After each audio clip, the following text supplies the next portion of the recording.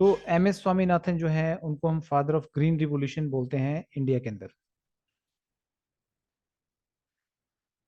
Father of green revolution in India. Okay. But इनसे पहले भी जो वर्ल्ड के फादर ऑफ ग्रीन रिवॉल्यूशन है उनका नाम क्या है?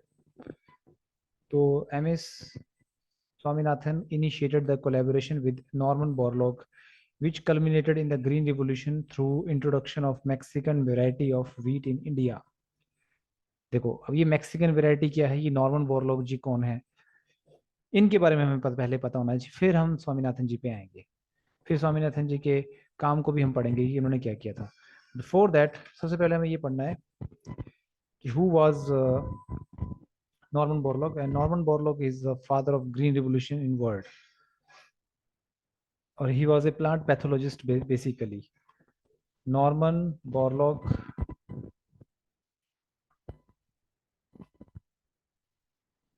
Norman Borlaug is the father of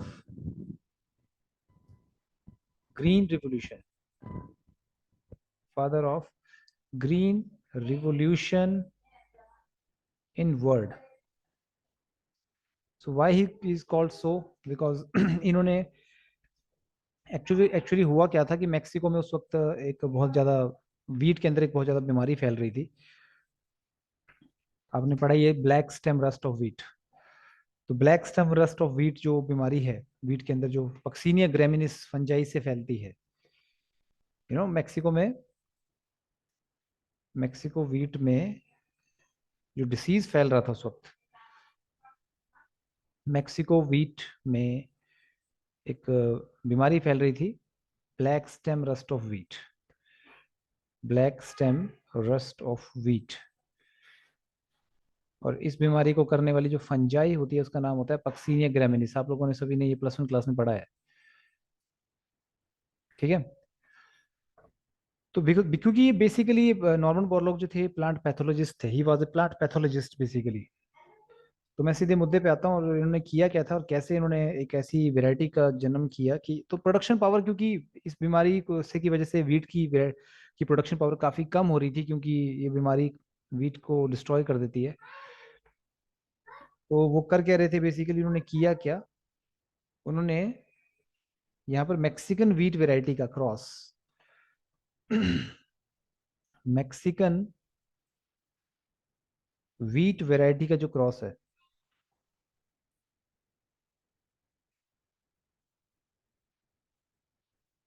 वो करवाया नॉरिन 10 से।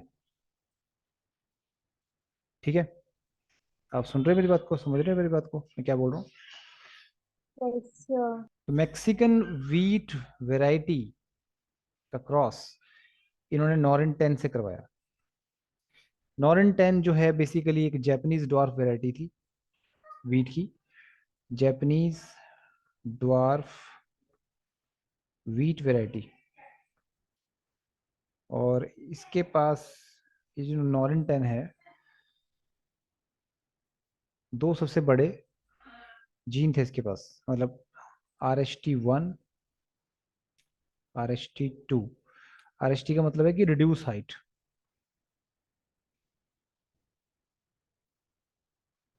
और मैक्सिकन वीट वैरायटी जो थी वो थोड़ी सी लॉन्ग थी बेसिकली, और ये ड्वार्फ है एक तरह से। ठीक है, तो ये साइज को कम करती है, क्योंकि रिड्यूस्ड हाइट जो होती है, reduced height provide provide and allow wheat to take more nutrient. Nutrient आसानी से उनको मिलता है, क्योंकि वीट की है जितनी जितनी मतलब छोटी रहेगी उतना उसको न्यूट्रिएंट ज़्यादा मिलेंगे, और इट बिकम ब्रॉड प्रॉपरली। ठीक है, एक बात तो ये, प्लस इसमें ये जो आपका नॉरन 10 था, it is also resistant to it is also resistant to disease. जैसे ये जो आपकी फंजाई है बेसिकली, पक्सीनिया ग्रैमिनीस आपकी क्या है, फंगल है, फंगस है एक तरह से। तो ये जो जैपनीज वैरायटी थी it is also disease resistant.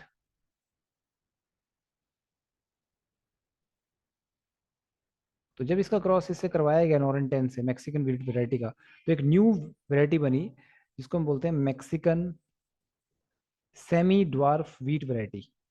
और ये जो semi Mexican semi dwarf wheat variety थी, इसका डिस्ट्रीब्यूशन पूरे वर्ल्ड में किया गया और ड्रास्टिकली वीट का प्रोडक्शन पूरी दुनिया में बढ़ा। इसके अलावा और भी कई सारी ग्रीन क्रॉप्स का जन्म किया गया, मिलेट्स का, मेज क्रॉप्स थी, इनको भी इंक्रीज किया गया through out the world. Clear है? बात सुन रही है? आपको समझ में आ रही है बात? यहाँ तक बात क्लियर है?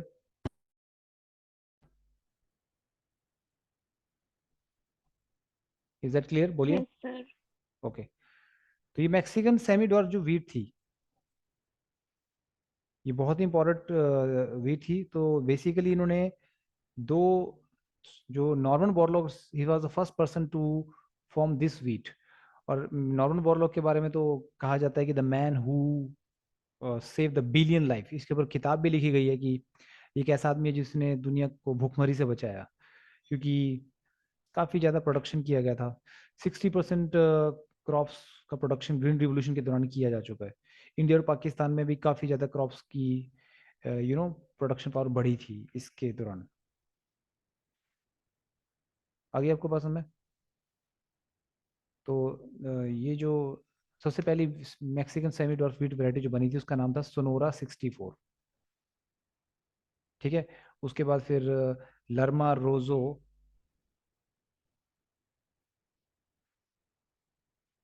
64 वैरायटी भी बनी उसका। तो सबसे पहली आपकी सोनोरा 64 थी, ये याद रखना आप। उसके बाद तो बहुत सारी वैरायटी का जन्म हुआ था। बहुत सारी वैरायटी, जैसे कि सोनोरा 63 भी थी, मायो 64, S227। बट सोनोरा 64 और लर्मा रोजो ये दो वैरायटी सबसे पहले पैदा हुई थी, और Sonora 64 is the first wheat variety. तो ये जो वीट वैरायटी यहाँ पे सेमी डवार्फ वीट वैरायटी बनी है, इसकी हाइट भी थोड़ी छोटी है। सेमी डवार्फ है, मतलब पूरी तरह से डवार्फ नहीं है, क्योंकि ये टॉल था और ये बिल्कुल डवार्फ था। तो सेमी डवार्फ वैरायटी है, इसकी ब्रॉडनेस भी ज़्यादा है, इसकी प्रोडक्शन पावर भी ज़्यादा है, और ये डिसीज रेजिस्टेंट भी है।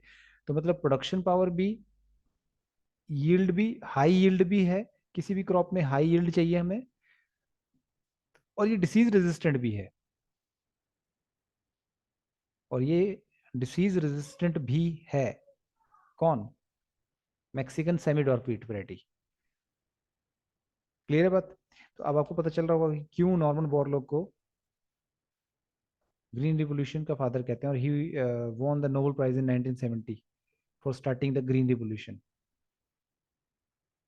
1970 में इनको नोबेल प्राइज मिला था। उसके अलावा इनको बहुत सारे प्राइज मिले हैं, वर्ल्ड फूड प्राइज मिला है इनको, बहुत सारे प्राइज मिले हैं इनको। तो ग्रीन रिवोल्यूशन को स्टार्ट करने के लिए इनको नोबेल प्राइज मिला था। क्लियर बात? ये बताइए आप मुझे। Yes, sir. तो इस तरह से शुरुआत हुई थी ग्रीन रिवोल्यूशन की। और भी बहुत सारी क्रॉप्स का की की प्रोडक्शन पावर बढ़ी थी ग्रीन रिवोल्यूशन में। बाकी बहुत सारी क्रॉप्स का भी बहुत सारा प्रोडक्शन पावर बढ़ा था। Now let's come to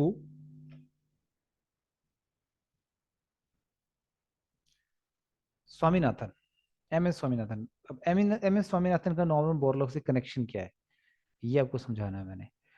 MS Swaminathan जो होते हैं, इन्होंने देखो यहाँ पे लिखा कि नॉर्मन बोरलॉग के साथ कोलेबोरेशन करके इन्होंने Mexican variety of wheat, Mexican variety जो वीट की थी सोनोरा 64, उसमें इन्होंने कुछ चेंजेस लाए अपनी तरफ से। कैसे चेंजेस लेके आए ये अपनी तरफ से, ये आपको देखना है। ठीक है। तो इन्होंने अपनी तरफ से एक वेराइटी पैदा की थी जिसका नाम है शारबती सनोरा। और यहाँ पे अगर आप देखें, स्वामीनाथन ने शारबती सनोरा को प्रोड्यूस किया with the help of mutation breeding. ठीक है। तो आप इसको लिखिए he produce this wheat variety,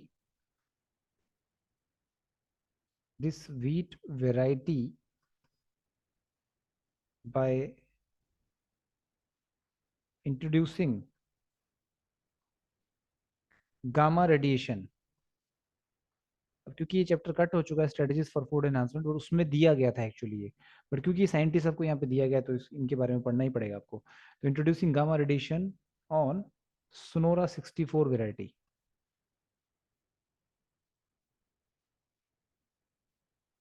clear है बात?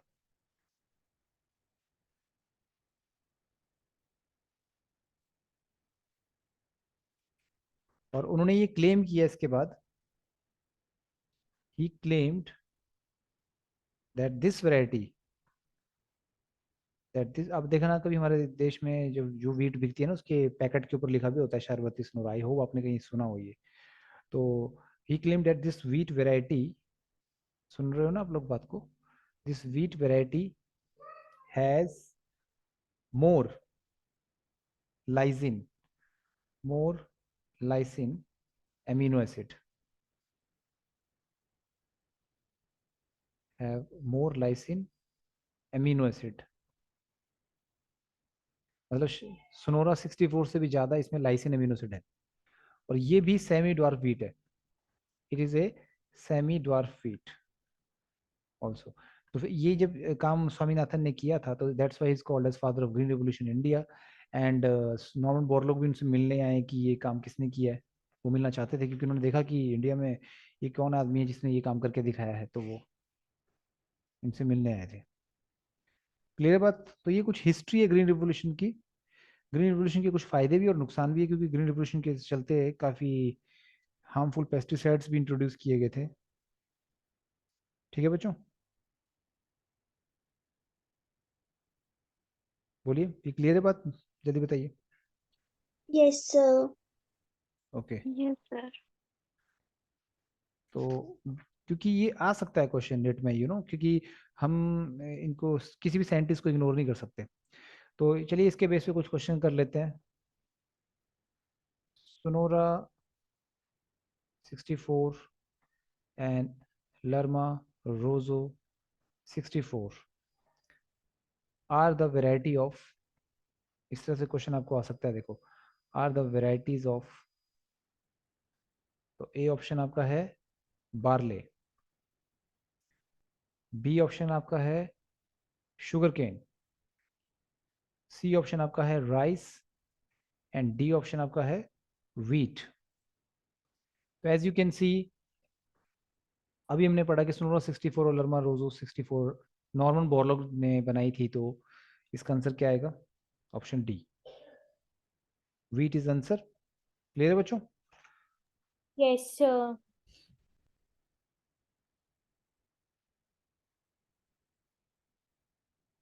ओके, अच्छी बात है। एक तो ये क्वेश्चन है। देन सेकंड क्वेश्चन हम सॉल्व करना चाहेंगे। यहाँ पे सेकंड क्वेश्चन है हमारा, नॉरिन 10, नॉरिन 10 gene is famous for, is famous for, तो मतलब बेसिकली साइंटिस्ट तो एम एस स्वामीनाथन इन्होंने दे रखे हैं, बट साथ के साथ अपने नॉर्मन बोरलॉग के बारे में भी पढ़ लेंगे। क्योंकि जब ग्रीन रिवोल्यूशन की बात होगी और आप नॉर्मन बोरलॉग की बात नहीं करोगे, तो ये एक तरह से आप कह सकते हैं कि ये नाइंसाफी होगी नॉर्मन बोरलॉग के साथ, because he is the person who started the green revolution, और बस उसको एक स्टेप आगे और बढ़ाया किसने? स्वामीनाथन ने। ठीक है, तो यहां पर आप अगर देखें, नॉरन 10 जो है, Norin 10 gene is famous for, Norin 10 gene is famous for what? बताइए, नॉरन 10 क्या करवाता है? अभी आपने पढ़ा ये। Dwarfing effect. Yes, dolphin effect. ये वीट को थोड़ा, वीट के साइज को थोड़ा छोटा करता है।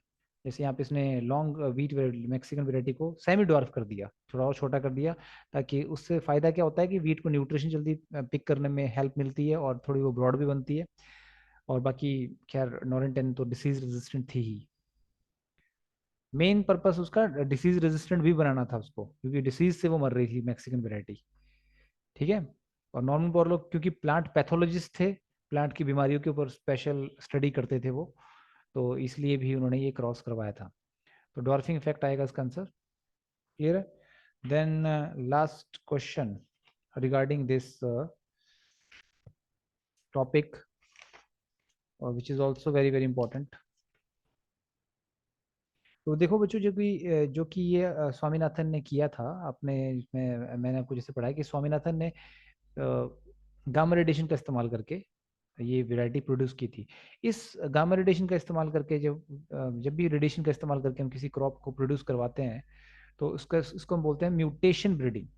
इसको नाम दिया गया है म्यूटेशन ब्रीडिंग। अब ये क्योंकि ये टॉपिक बेसिकली चैप्टर तो कट चुका है, बट ये वर्ड आपको पता होना चाहिए कि गामा रेडिएशन का इस्तेमाल करके जब हम किसी न्यू वैरायटी को प्रोड्यूस करवाते हैं, इसको हम क्या बोलते हैं? Mutation breeding. क्योंकि यहाँ पे हमने थोड़ी सी म्यूटेशन चेंजेस लाए सोनोरा 64 के अंदर। तो ये म्यूटेशन यहाँ पे आपने पढ़ा है, म्यूटेशन कभी भी हमेशा हार्मफुल नहीं होती, म्यूटेशन फायदेमंद भी हो सकती है। तो इस केस में यहाँ पे फायदेमंद हुई है। सोनोरा 64 से शारबती सोनोरा वीट बनी। ठीक है? तो म्यूटेशन ब्रीडिंग के अंदर हम रेडिएशन का इस्तेमाल करते हैं to produce a crop. Clear है बात?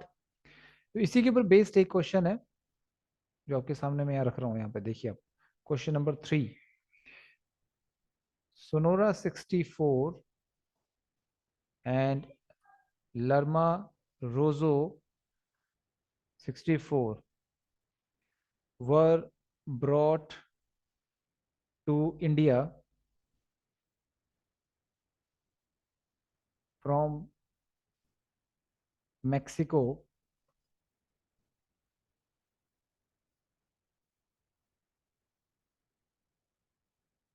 modified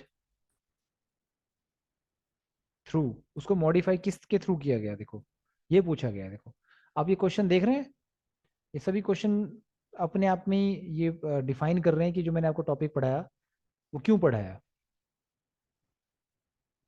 यूवी रेस, इनको कैसे मॉडिफाई किया गया था? एक्सरे, सी बीटा रे, और डी गामा रेस। तो क्या आंसर आएगा बच्चों इसका, बताइए। What will be the answer Gamma this? rays. Gamma rays. Clear है? गामा रेडिएशन का इस्तेमाल करके उन्होंने इससे कौन सी वैरायटी बनाई थी? सोनोरा 64, शारबती सोनोरा, सॉरी कौन सी? Sharbati Sonora. Is that clear? Yes, sir. ये सभी ने क्वेश्चन नोट कर लिया? ये बताइए मुझे आप, हो गया ना? Yes, sir. चलो ठीक है। तो ये आपका आज आपका टॉपिक था, इसको नोट कर लीजिए आप। देखिए बाकी इनके बारे में थोड़ा सा हम पढ़ लेते हैं कि वे कहाँ से बिलोंग करते थे। बोर्न इन अगस्त 1925, तमिलनाडु। ठीक है? did his graduation and post graduation in botany from Madras University. He worked in different capacity, large number of institutions in India, abroad, and developed in expertise in genetics and plant breeding. Genetics और plant breeding में इनका interest था। तो school of cytogenetics radiation research, radiation देखिए इनका background देखिए आप, school of cytogenetics and radiation research. तो म्यूटेशन ब्रीडिंग कोई इन्होंने ऐसे नहीं की, म्यूटेशन गामा रेज का इस्तेमाल इन्होंने ऐसे नहीं किया, क्योंकि इनका बैकग्राउंड ही इनका जो पढ़ के आए थे पहले से रेडिएशन रिसर्च। रेडिएशन का इस्तेमाल कैसे इन्होंने Indian agriculture research institute enabled Swaminathan and his team to develop short duration high yielding variety of rice। देखो राइस इंक्लूडिंग सेंटेड बाइस, बासमती राइस भी इन्होंने डेवलप की। देखो अब यहीं से आप देख लीजिए, यहाँ पे इन्होंने हाई यील्डिंग वैरायटी प्रोड्यूस की राइस की भी थ्रू म्यूटेशन ब्रीडिंग। क्योंकि इनका बैकग्राउंड ही इस तरह का था कि रेडिएशन के बारे में पहले से, रेडिएशन का इस्तेमाल किस तरह से क्रॉप के इंप्रूवमेंट के लिए करना है ये पहली बनते जानते थे पहले से। He is also known for the development of concept of crop cafeteria, crop scheduling, genetically improving the yield and quality. ठीक है? तो this was highly appreciated, recognised and appreciated. He also initiate is the initiator of lab to land, मतलब lab में जो अपने crop बनाई है उसको अपने लैंड तक कैसे लेके जाना है, और लैंड में जाके उसकी प्रोडक्शन पावर बढ़ जानी चाहिए, बढ़नी चाहिए, तभी उसका फायदा हुआ लेबोरेटरी बनाने का। फूड सिक्योरिटी, वो फूड सिक्योर होना चाहिए। Several environmental programmes He has been honored with Padma Bhushan and several other prestigious award, medal and fellowship by Institution of Excellence. So that is the contribution of MS Swaminathan along with the great scientist Norman Borlaug. ठीक है, तो this is the background of green revolution. जो आप बचपन में पढ़ते थे green revolution क्या है क्या नहीं है, आज आपको थोड़ा सा उसका थोड़ा सा डिटेल में जाने का मौका मिला उसके बारे में। क्लियर है बच्चों? Yes, sir. ठीक है, थैंक यू वेरी मच।